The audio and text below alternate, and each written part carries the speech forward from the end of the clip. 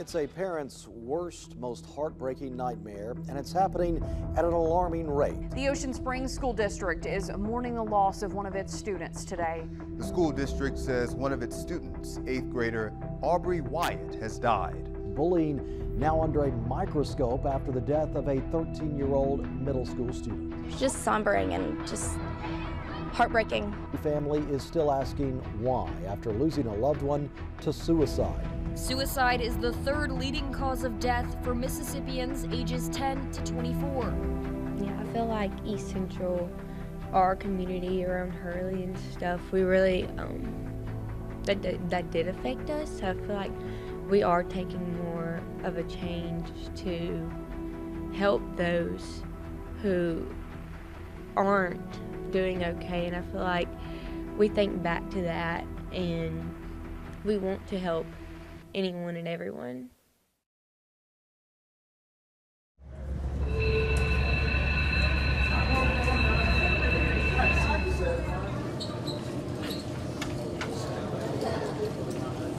I feel as though people generally just want to have something to blame, whether it be bullying, whether it be a divorce, whether it be the loss of a job, because with suicide, it is so complex. It is very nuanced.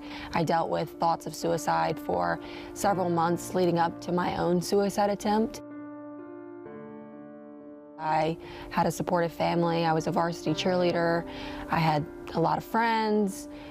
From an outsider's perspective, they would say that it is the all-American dream. As you can see, my attempt left me with some permanent scars. I've been able to use Hope Squad as the call to action to try and help others. The more we educate and become familiar with how to help people, how to navigate struggles, how to normalize discussions about mental and emotional hardships, the better off we'll be as a society. And I really think Hope Squad is crucial in starting that change, to be able to really make a difference that lasts. I first heard about Hope Squad from Emma Benoit, and as she was describing Hope Squad and how it worked as a student-led initiative that shifts the culture to one of kindness and inclusivity inside of school, I realized that was something that was tangible as a way to approach this mental health crisis. So how does Hope Squad work? We, in its most basic sense, run a nomination process within a school. Name 3 of your classmates who you find trustworthy, Friendly, understanding, inclusive, kind, peers that other kids already go to. and the students who are named the most often bubble to the top to create the Hope Squad. I think that it's amazing that my peers decided to trust me. When I learned about Hope Squad, I was like, this is amazing. They just know I'm here for them. Like, they can get hope from me. It's a sense of being trusted by others and knowing that others can be comfortable with me. It's like, wow, I feel accomplished. Oh, I can go talk to someone who's not an adult because maybe they can feel like, oh, they're not gonna get it. It's, me and you just talking one-on-one. It's not like something professional. There's nothing like looming over your head like, oh, you could get in trouble for this. It's literally just 2 students talking together, being friends. Whenever we figured out that we got voted in, I felt very honored because I knew that it was gonna help our school. I was really excited to be nominated because I felt like it's just really important. I don't want to see anybody struggle because of that, especially to the point where it gets unbearable for them. The squad is made up of kids who are resilient and want to see their peers do well. I feel like there wasn't really any certain clique. Like, we kind of all came from different backgrounds. The advisors thinking it was going to be a popularity contest, and it was just going to be, oh, they're most popular, they're going to be in Hope Squad. And I was scared that we were not going to be able to help anyone. I look around, I saw people I knew that they were truthful and they really care about people though. When I was like, wow, these people are actually going to be able to help and make a difference in our school. Whenever I first heard about it, like I thought of, you may have heard Aubrey White that killed herself. And I was like, well, we kind of need this because like that, we can't let that happen to anyone else. No one wants like their friends or someone to die. I feel like all of us as Hope Squad members do think back to those people who took that choice because it did affect our community. Sorry. You know, we have to do something, and we can't just keep kicking the can down the road and saying we're going to. This has to stop.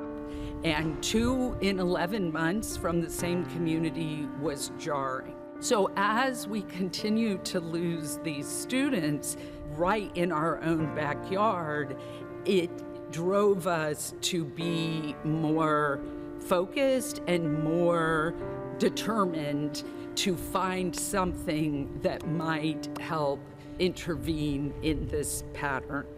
No one just gets to that point. Like, they have to have like something happening. I've definitely had tough conversations. I'm Generation X. My parents, of course, were baby boomers. What we consider bullying from our childhoods was more physical. Back in like my parents, when they were in school, a lot of what was said was, sticks and stones may break my bones, but words will never hurt me. Bullying is still that, but now instead of just being more physical, it can go from like slight gestures or just a look, all the way from like posting something really mean about someone. It's more emotional. Sometimes it's also on social media.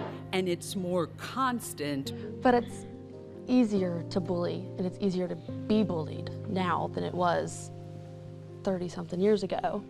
And then they go to their phones after school and they take that phone into their bedroom. They are possibly taking the bully into their own bedroom. In person, people, they say things because they just don't really care. It's a lot easier to say something mean or rude when the person is not looking you in the eyes. And they don't really realize that those words impact somebody. People will joke around and they say something rude and they'll be like, go kill yourself. Well, they don't realize that goes in with the words do mean more than you think they do.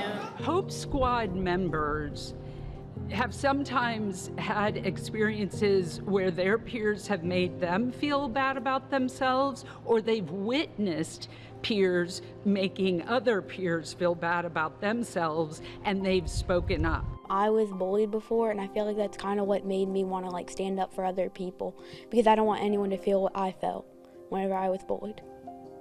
I feel like a big part is social media. Everyone's looking at other people's lives. You're comparing each other. You're comparing, oh, I don't have that, or I'm not in that, and it's very hard. As you probably could guess based on the era that we all live in, social media did play a huge role in my lack of sense of self.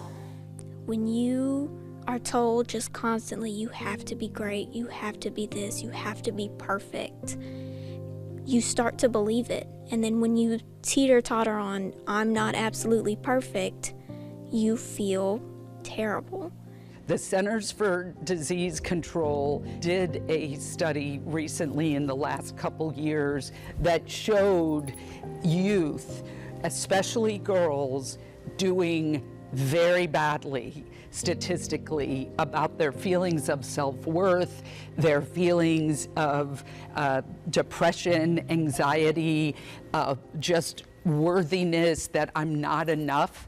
I know we've all kind of heard the saying, kindness is contagious, and it really is. Like you saying have a good day can spread to like across the school. So I feel like Hope Squad is kind of like helping and being kind to other people, because it'll spread to other people and like it'll spread across the school. So my dad started the concept about 20 years ago. When he was a high school principal, he actually had to go to the body of a couple of students and with a police report, recognize them and notify the police and then the families. When he was a principal, he made a vow to himself that he didn't want to have this continue, in the community, at the schools. The change we hope Hope Squad brings to our schools and to our communities is a more deliberate, intentional behavior pattern that is welcoming and inclusive and kind and understanding in the attention that we pay to each other. Our young people are struggling. The kids really need this.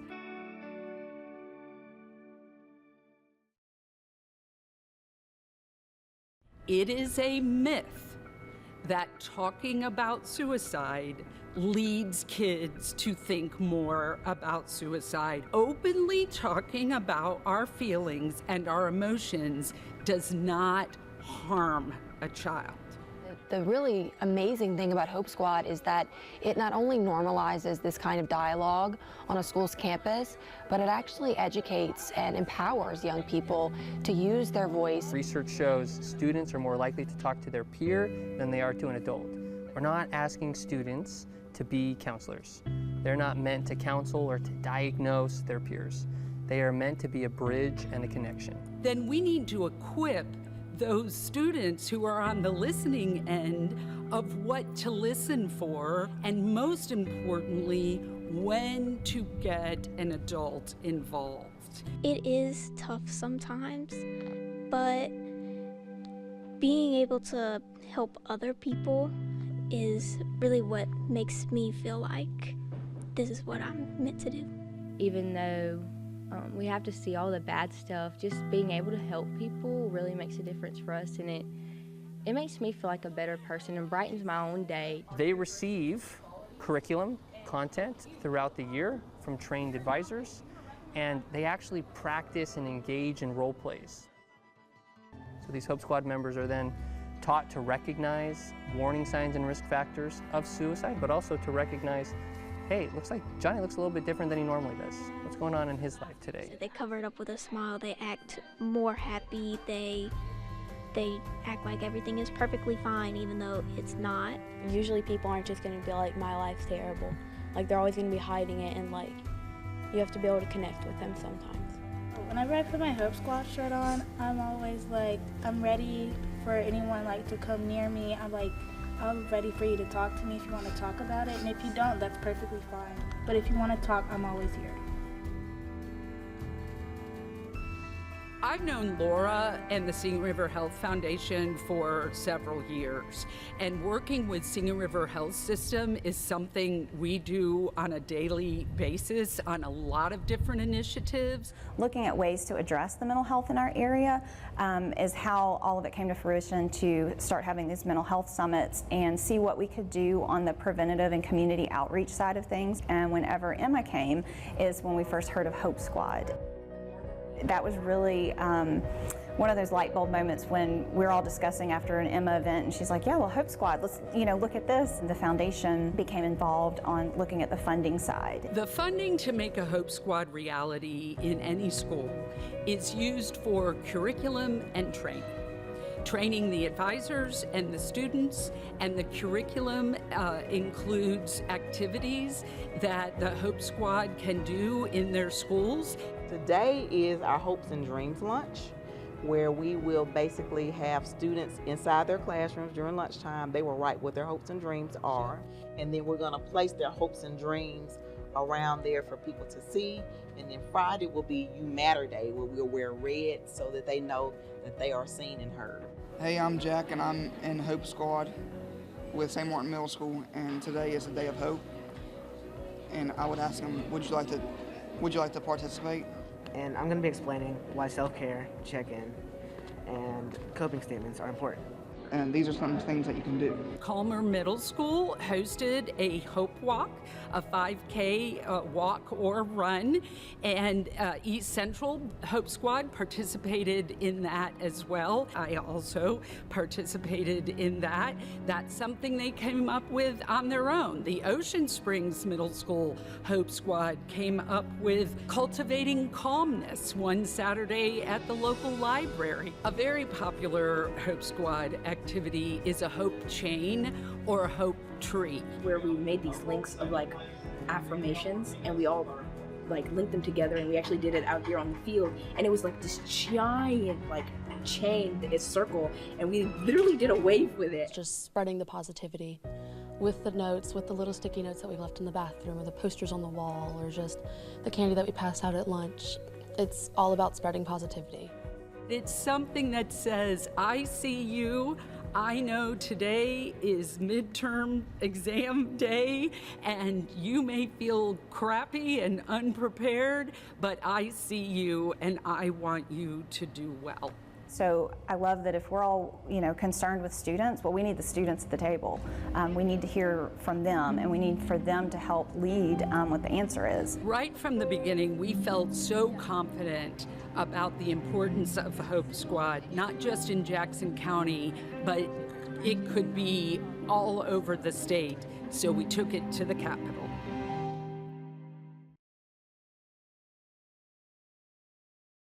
It's not my first rodeo or the Chamber's first rodeo to be involved in an effort that we pilot in Jackson County, find where it went well, where it didn't go well, and then take it to the Capitol.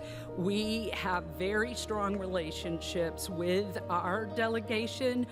We've done it before, and we knew we could do it again. And Senator England immediately became our champion and said, absolutely, we need this everywhere. They've been doing this. They've had a lot of success in Jackson County with it, so we wanted to bring them in and show my colleagues how great of a program this is and why it's working for us and how the community came together to fund this program. Thank you, Mr. President. I request the title of the resolution be read. Senate Resolution number 39, a resolution recognizing the 14 middle and high school Hope Squads in Jackson County, Mississippi. I talked to parents that called me and called my fellow senators and representatives, and they said, what can we do? This is an issue. And the greatest thing happened. Our superintendents all got together. Our community, Singing River Health System Foundation, Ingalls Shipbuilding, Chevron, Navigator Credit Union, Mississippi Power, Merchants Marine Bank, just to name a few, said we want this program here to help our children and we'll pay for it. Let's just get it here. And what my hope is with my colleagues hearing about how great this program is, that we can find funding that's available from the state, maybe some grants to let a program, whether it be Hope Squad or there are similar programs that deal with peer-to-peer counseling, and have those funds available for schools that want to jump in and do this to request a grant for that. And that's what my colleagues in the House are working on, is putting that together to try to find the funding for that. And on the sidelines, I do want to mention Representative Kevin Felsher and Representative Sam Creekmore, because even though they're on the sidelines here this morning, they are fighting the battle on the other end of the hall to help us make Hope Squad and peer-to-peer mental health groups like this available across the state. We had some of our children that took their lives in Jackson County. I think we had 3 or 4 over the course of just a couple of years. So it was becoming, that kind of really highlighted the situation to us, and we said, well, what can we do? When Vicki Vo spoke from the Senate well to the senators that day and received a standing ovation, I knew we were on the right track.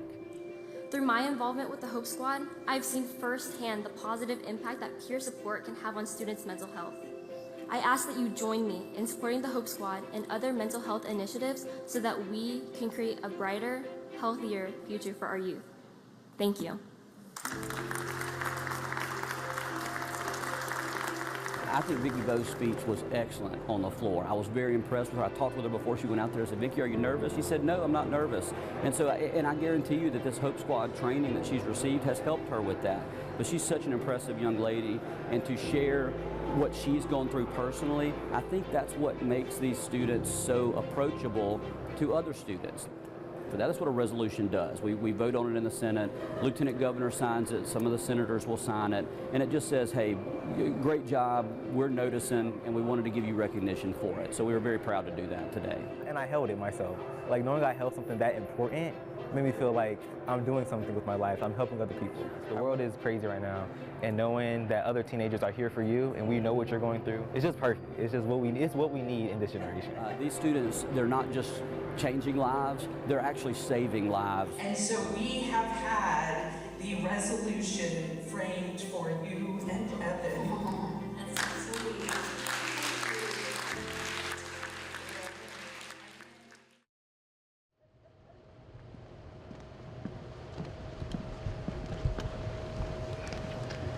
Being a part of the first Hope Squad in Mississippi, it's great because I know that I'm going to be a part of history, knowing that things are going to get better.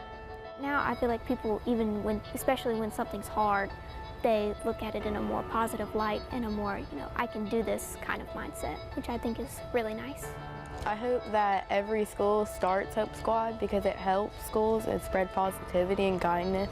I hope that every Mississippi superintendent, I hope that every American superintendent sees this documentary or hears some type of word about it, and I hope that we can spread the word and get a Hope Squad established in every single middle school and high school across this country. A world full of Hope Squads is a world where people connect with each other in a meaningful way.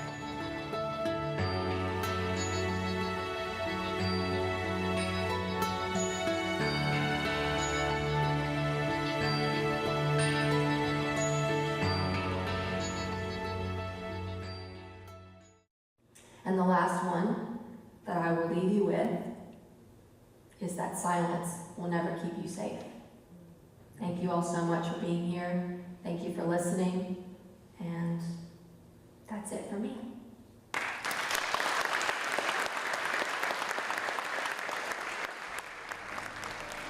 How are you bringing hope to everyone you meet today? What does the word hope mean to you? Are you being hopeful today? How are you making a difference in your peers' lives today? How can you inspire hope in the hallways?